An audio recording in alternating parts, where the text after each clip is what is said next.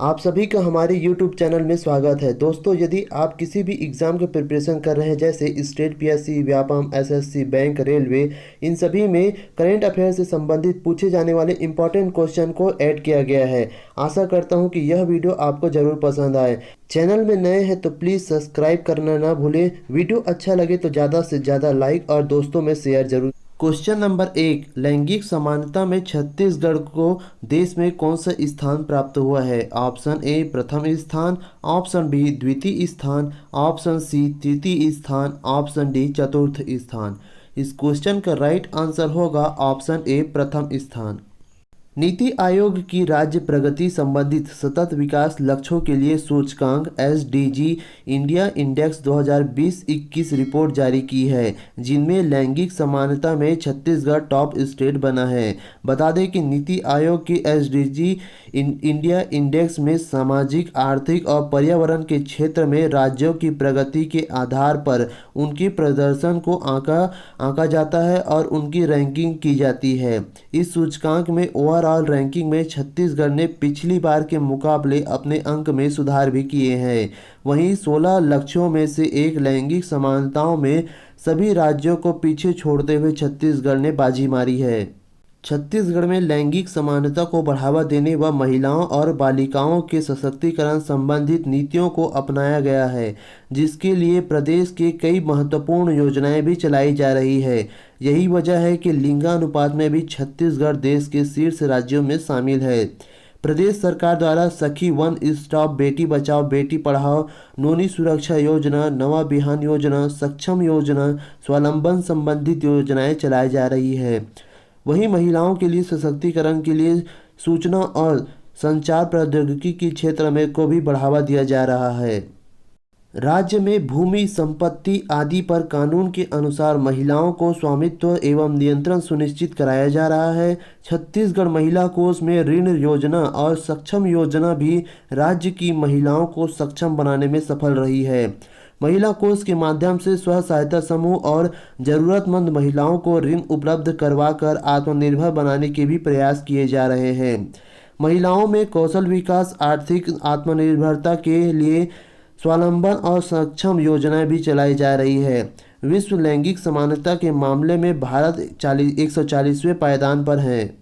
Question number 2, Chhattisgarh में महात्मा गांधी राष्ट्रीय ग्रामीण रोजगार गारंटी अर्थात मनरेगा के तहत चालू वित्तीय वर्ष 2021-22 में वन अधिकार पट्टाधारी परिवारों को 100 दिन की रोजगार देने के मामले में देश में किस स्थान पर है? ऑप्शन ए प्रथम स्थान पर, ऑप्शन बी द्वितीय स्थान पर, ऑप्शन सी तृतीय स्थान पर, ऑप्शन डी चतुर्थ स्थान पर। इस क्वेश्चन का राइट आंसर होगा ऑप्शन ए प्रथम स्थान पर। छत्तीसगढ़ चालू वित्तीय वर्ष 2021-22 में मनरेगा अर्थात महात्मा गांधी राष्ट्रीय ग्रामीण रोजगार गारंटी अधिनियम के अंतर्गत वन अधिकार पट्टाधारी परिवारों को 100 दिन के रोजगार देने के मामले में छत्तीसगढ़ पहले स्थान पर है। वित्तीय वर्ष की शुरुआत में 2 महीने अप्रैल और मई के माह में यहां के वन अधिकार पट्टाधारियों को 1681 परिवारों को 100 दिन के रोजगार दिया जा चुका है। राष्ट्रीय स्तर पर 100 दिन के रोजगार प्राप्त करने के अधिकार पे पट्टाधारी कुल परिवार में अकेले छत्तीसगढ़ ने भागीदारी 44% से भी अधिक है। मनरेगा में पिछले 2 महीने में 15,61,000 परिवारों के 27,13,000 श्रमिकों को रोजगार उपलब्ध कराया गया है, जिनमें से 18,132 दिव्यांगों भी शामिल है। इस साल सर्वाधिक दिव्यांगों को रोजगार देने के मामले में छत्तीसगढ़ चौथे स्थान पर रहे हैं। वित्तीय वर्ष 2021-22 के पहले 2 महीने में ही प्रदेश के 2,959 परिवारों को 100 दिन के रोजगार हासिल कर लिया है। मनरेगा के तहत काम करने वाले अकुशल कर्मकारों हेतु छत्तीसगढ़ के लिए 193 रुपये प्रतिदिन की मजदूरी तय की गई है। यह नई दर 1 अप्रैल 2021 से प्रभावित हो गई है। केंद्रीय ग्रामीण विकास मंत्रालय द्वारा चालू वित्तीय वर्ष 2020-21 के लिए 190 रुपये की मजदूरी दर निर्धारित की गई थी। आगामी वित्तीय वर्ष के लिए इनमें 3 रुपये की बढ़ोतरी की गई है। क्वेश्चन नंबर 3, हाल ही में निम्नलिखित में से किस राज्य द्वारा 16 खनिज ब्लॉकों की नीलामी के लिए पहल करने वाला पहला राज्य बन गया है? Option A Chhattisgarh, option B Orissa, option C Jharkhand, option D Karnataka. इस क्वेश्चन का राइट आंसर होगा ऑप्शन ए छत्तीसगढ़। छत्तीसगढ़ में लौह अयस्क और चूना पत्थर के कुल 16 नए खदानों की नीलामी की तैयारी की जा रही है। केंद्रीय मंत्री जोशी ने कहा है कि भारत सरकार के निर्देशों के अनुरूप खनिज ब्लॉकों की नीलामी के लिए पहल करने वाला छत्तीसगढ़ देश का पहला राज्य है। मुख्यमंत्री भूपेश बघेल ने केंद्रीय मंत्री जोशी से बस्तर क्षेत्र में लौह अयस्क आधारित औद्योगिकरण को बढ़ावा देने के लिए स्थानीय लौह अयस्क आधारित उद्योगों की सुगमता से लौह अयस्क की उपलब्धता बढ़ाने के लिए बैलाडीला लौह अयस्क खदान को सीएमडीसी के पक्ष में आरक्षित करने के लिए आग्रह किया है। केंद्रीय कोयला मंत्री जोशी ने देश में सर्वप्रथम छत्तीसगढ़ राज्य द्वारा निजी कोयला खदानों के ग्रेड निर्धारित करने के लिए किए गए कार्यों को सराहना किया है तथा सीएसपीसीएल के लिए खदानों के ग्रेड के निर्धारण के लिए अधिकार राज्य सरकार को देने के लिए छत्तीसगढ़ के मांग पर विचार करने तथा निकट भविष्य में संबंधित सकारात्मक पहल करने का आश्वासन दिया है। क्वेश्चन नंबर 4, हाल ही में छत्तीसगढ़ को केंद्रीय मंत्री नरेंद्र सिंह तोमर के द्वारा कितनी इंडस मेगा फूड पार्क खोलने की सौगात दी है? Option A 80 mega food park, option B 90 mega food park, option C 100 mega food park, option D 110 mega food park. इस क्वेश्चन का राइट आंसर होगा option D 110 mega food park. केंद्रीय कृषि मंत्री नरेंद्र सिंह तोमर और प्रदेश के मुख्यमंत्री भूपेश बघेल ने 3 जून को वर्चुअल कार्यक्रम में रायपुर जिले के तिल्दा ब्लॉक में स्थित बेमता सरोरा के में निजी क्षेत्र के Indus based mega food park की शुभारंभ कर प्रदेश को नई सौगात दी है। मुख्यमंत्री भूपेश बघेल ने कहा है कि यह अच्छी बात है कि निजी क्षेत्र में यह किसानों के लिए फूड पार्क बनाने का फैसला लिया गया है। हमारी सरकार भी राज्य में 110 फूड पार्क बनाने वाली है। इसके लिए जमीन भी चिन्हांकित कर ली गई है। कार्यक्रम में केंद्रीय मंत्री खाद्य प्रसंस्करण रामेश्वर तेली, छत्तीसगढ़ के उद्योग मंत्री कवासी लखमा सहित कई मंत्री भी उपस्थित थे। क्वेश्चन नंबर 5, हाल ही में छत्तीसगढ़ के बैडमिंटन संघ के अध्यक्ष के रूप में किसे चुना गया है? Option A Ejaz Dhebar, option B Anwar Dhebar, option C Siyaram Sahu, option D Akhil Dhagat. इस क्वेश्चन का राइट आंसर होगा ऑप्शन बी अनवर ढेबर। छत्तीसगढ़ प्रदेश बैडमिंटन संघ के नया अध्यक्ष अनवर ढेबर को बनाया गया है। ढेबर का यह कार्यकाल 4 साल का होगा। अखिल धगत की जगह लेंगे। अखिल धगत अस्वस्थ होने के कारण अपने पद से इस्तीफा दे दिया था। उन्होंने ही नए अध्यक्ष के रूप में अनवर ढेबर के नाम को प्रस्तावित किया था। क्वेश्चन नंबर 6, IFS संजीता के द्वारा लिखी गई पुस्तक बटरफ्लाई ट्रेजर ऑफ छत्तीसगढ़ में तितलियों की कितनी प्रजातियों का जिक्र किया गया है? ऑप्शन ए 110 तितलियों की प्रजाति, ऑप्शन बी 125 तितलियों की प्रजाति, ऑप्शन सी 154 तितलियों की प्रजाति, ऑप्शन डी 170 तितलियों की प्रजाति। इस क्वेश्चन का राइट आंसर होगा ऑप्शन डी 170 तितलियों की प्रजाति। 225 पृष्ठों की बटरफ्लाई ट्रेजर ऑफ छत्तीसगढ़ पुस्तक में छत्तीसगढ़ में पाई जाने वाली तितलियों की 170 प्रजातियों का वर्णन किया गया है। संजीता जी ने राज्य में पाई जाने वाली तितलियों की प्रजातियों पर पहली भी किताब लिखी है, जिनमें से तितलियों की संरचना, जीवन चक्र, भोजन, व्यवहार और महत्व के बारे में विस्तार से जानकारी दी गई है। पुस्तक की लेखिका मुख्य वन आरक्षक संजीता गुप्ता के द्वारा पिछले 10 वर्षों में तितलियों का अध्ययन कर रही थी। क्वेश्चन नंबर 7, मुख्यमंत्री वृक्षारोपण प्रोत्साहन योजना के तहत निजी भूमि में पेड़ लगाने पर आगामी 3 वर्षों के लिए कितने हजार रुपये प्रति एकड़ की दर से अनुदान राशि दी जाएगी? ऑप्शन ए 7,000 रुपये प्रति एकड़, ऑप्शन बी 8,000 रुपये प्रति एकड़, ऑप्शन सी 9,000 रुपये प्रति एकड़, ऑप्शन डी 10,000 रुपये प्रति एकड़। इस क्वेश्चन का राइट आंसर होगा ऑप्शन डी 10,000 रुपये प्रति एकड़। राज्य शासन द्वारा छत्तीसगढ़ में वृक्षारोपण कार्य को अधिक से अधिक प्रोत्साहित करने के उद्देश्य से 1 जून 2021 से मुख्यमंत्री वृक्षारोपण प्रोत्साहन योजना लागू की जा रही है। इनमें छत्तीसगढ़ राज्य के सभी नागरिक निजी भूमि की उपलब्धता के अनुसार तथा सभी ग्राम पंचायत एवं संयुक्त वन प्रबंधन समिति योजना का लाभ लेने के लिए पात्र होंगे।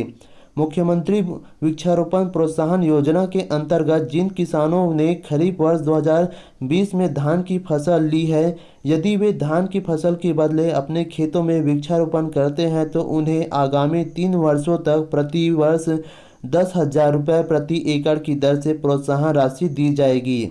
इसी के तहत ग्राम पंचायतों के पास उपलब्ध राशि के वाणिज्य वृक्षारोपण किया जाएगा। तो 1 वर्ष के बाद सफल वृक्षारोपण की दशा में संबंधित ग्राम पंचायतों को शासन की ओर से 10,000 रुपये प्रति एकड़ की दर से प्रोत्साहन राशि भी दी जाएगी। Question number 8, Chhattisgarh tourism board के प्रबंधक संचालक के रूप में किसे चुना गया है? Option A doctor Siyaram Sahu, option B Bhuvneshwar Sahu, option C Yashwant Kumar, option D Phanishwar Kumar. इस क्वेश्चन का राइट आंसर होगा ऑप्शन सी यशवंत कुमार।